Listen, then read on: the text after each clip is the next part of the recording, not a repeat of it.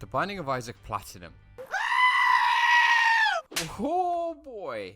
Welcome to the game that ate nearly 500 hours of my life in pursuit of the Platinum.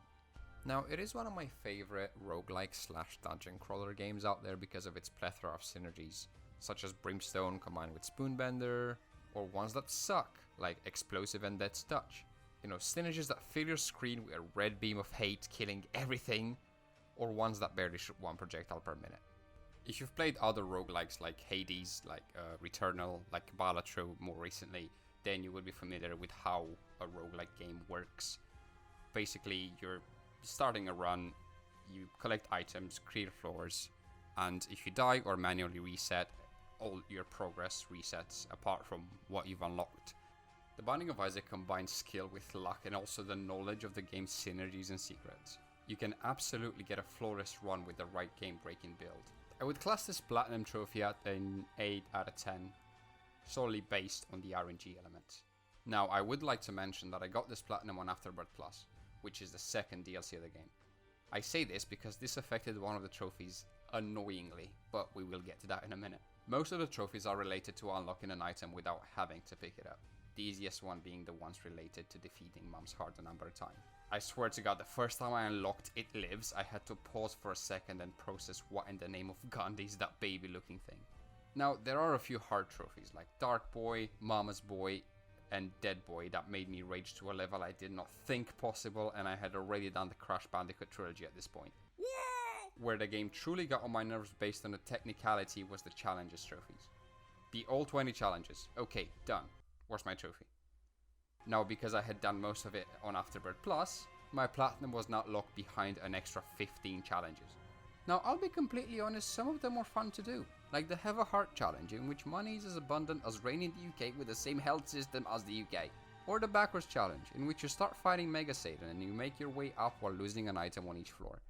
This can be easily done by resetting your run until you get a build you like, so no problems there. What I raged the most was the Ultra Hard challenge, in which you need to get all the way to Mega Satan with more curses on you than Constantine has under his belt, where health pickups are as rare as... Oh wait, I already made fun of the NHS ones. You get the gist. But finally, all this was out the way. I had most of the items, done most of the trophies, it's time to shoot for the Platinum now. How hard can it be, right? Right? Introducing The Lost, a character that has about as much resilience as France. This character has no heart of any kind and dies in one shot, so you can absolutely not get hit. Now, to get the Platinum, you need all the completion marks with Casper. Every single one. On hard.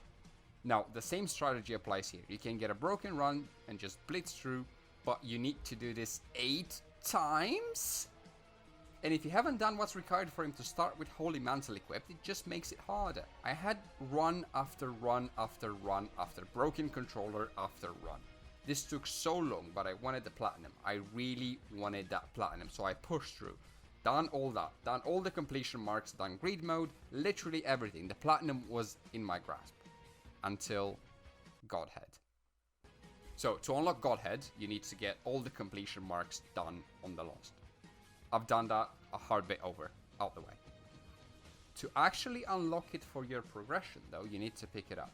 This is an item with a 1 to 2% spawn rate exclusive to Angel Rooms, unless you break the game with Steam sales in Chaos. I had to find that and pick it up. It took me 20 hours to get it to spawn, I'm not even kidding, I wish I was. But lastly, I picked it up and the game rewarded me by telling me to stop playing. Literally. Now that's the Binding of Isaac's Platinum in a nutshell. There's not a whole lot more that I can talk about, especially in a game that has this many item-related trophies that just come naturally while playing the game.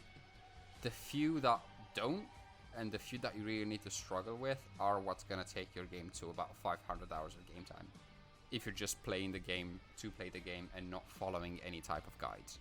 The next few games I'm gonna talk about are gonna have a lot more meat, if you will, in them, thus making for a longer video with more subjects to talk about. Thank you very much for tuning in. I really hope you enjoyed it, even though it was a pretty short video. And I will see you again soon.